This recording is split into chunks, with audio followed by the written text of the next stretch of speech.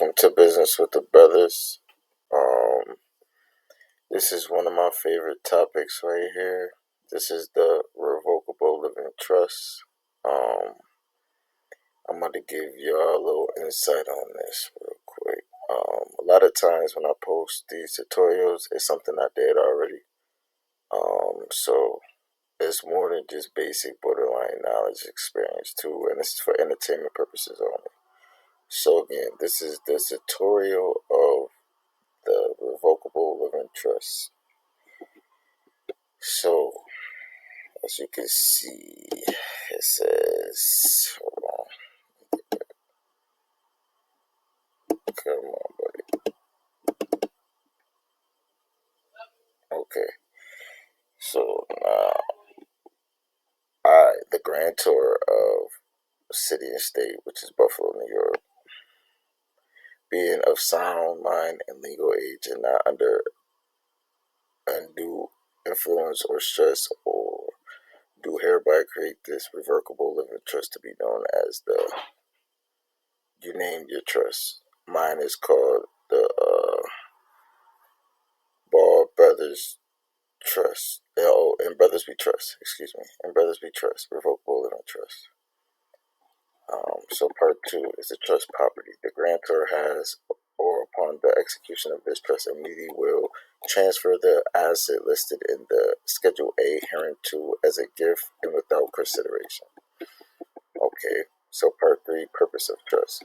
The purpose of the trust is to check all apply. So now, manage and control the assets of the property of the grantor, which will be you. You are the grantor. Distribute the assets and the property of the grantor upon grantor death.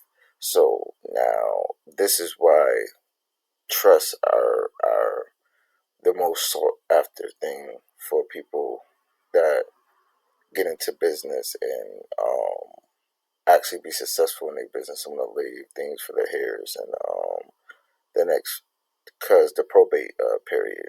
Anyone that went through family, like when a family died and they leave something in their will, like a house or whatever securities they have for the next generation they leaving, usually it go through a probate process, and the state try to tax it, and it's just like a headache. So with trust, you don't go through probate. You skip that. That's why trust is so, it's non-taxable too. It's a non-taxable entity.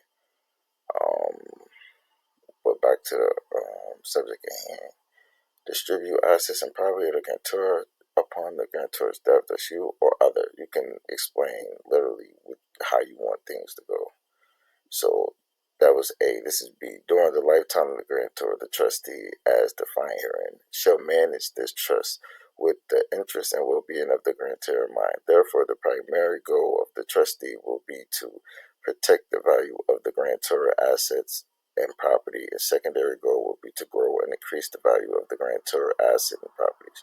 So now you got the grantor, which is you, and then you got the trustee. The trustee is the person who's going to act out what you want to be, what you want done with the trust. So basically, they're your manager. Like, they manage the trust. Like, for me, they the one who is the go-to person for how the trust gonna be managed and who get what, and basically building up your trust. That's what that was explaining.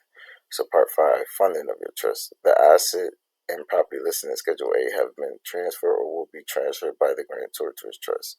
All such assets and property transferred to the trust at any given time will be deemed trust property. Again, like I said, trust property is non-taxable. Okay, amendment of revocation. The grantor express reserve the right to revoke or amend the trust at any time during the grantor lifetime. A revocation must be in written or any manner allowed under law. Any amendment must be in writing and signed by a grantor. This power is personal to the grantor, cannot be assigned unless the grantor specifically grant such authority in power of attorney. Upon death of the grantor, this trust shall become irrevocable and cannot be amended. So irrevocable meaning you can't take it back. So if I die, then this can't be taken back. It's irrevocable. And revocable, B, any revocable, any revocation or amendment shall not be valid upon the delivery of revocation or amendment by the grantor to the trustee. The trustee shall transfer to deliver the trust property or take any other action necessary to facilitate the grantor decisions in revocation and amendment. Part 5, trustee. The initial trustee will be, that's when you pick your trustee, the grantor. The initial trustee will be the grantor, the trustee. Upon death or incapitation, or the grantor, the trustee will be, so if something happened to you, this will be the trustee. A person other than the grantor, the initial trustee will be, you feel me? Successor trustee, people other than the grantor, the initial trustee will be, you know what I'm saying? Let's break it down. Basically, what a trustee gonna do, who the trustee, if it's you die, that trustee die, it's like, giving you basically backup plan. This part explains the trustee powers. In layman terms, is authority to confer to trustee by state law, govern this trust, collect the trust property, accept or reject it, acquire or sell trust property, credit, cash, or private sale, exchange, deposit money belonging to the trust, regulated financial service institution, borrow money on behalf of the trust without the security or the pledge. It just get down to layman terms of what you're able to do as a trustee. And then continue on, and then continue on, and then continue on. Okay, so change of trustee. A trustee may reassign at any time by giving at least 30 days notice to the grantor and the co-trustees if any. That's self-explanatory. Distribution during grantor lifetime, the breaks down that. Death of grantor, specific gifts. The children sub-trust, if you got children, this is for like the sub-trust. If you want to put something personal that does not include sub-trust for children. The grantor did not have children. The grantor has children but does not want to include sub-trust for children. And it gets broke down that part for you. Now the beneficiaries. Now this is where you get to your schedule A, B, C, D. That's your trust. Those are your trust instruments right there. That's what it is right here. Pet trust, miscellaneous. You can get into that. So yeah, trust property. Like I said, now this is when you like your bank accounts, your cars, houses that you own. You can put them in your trust property, your Schedule A. These are your trust instruments right here. Special gifts, sub trust for the children.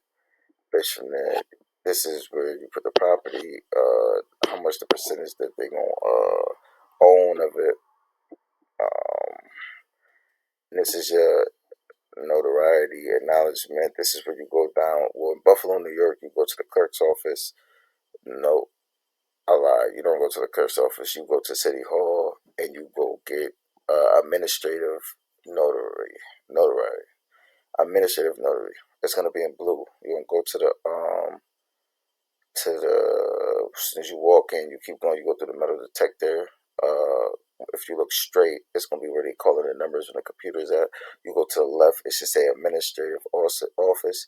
You go in there, and you come with your trust and everything filled out, and they ask you, they swear to you, describe, is this the truth? You tell them yes, and then they stamp it with a blue stamp, and then congratulations. That's how you have created a revocable trust. And again, could be revoked at any time. Yeah.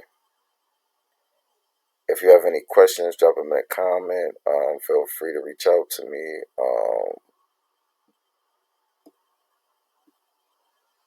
Business with the brothers.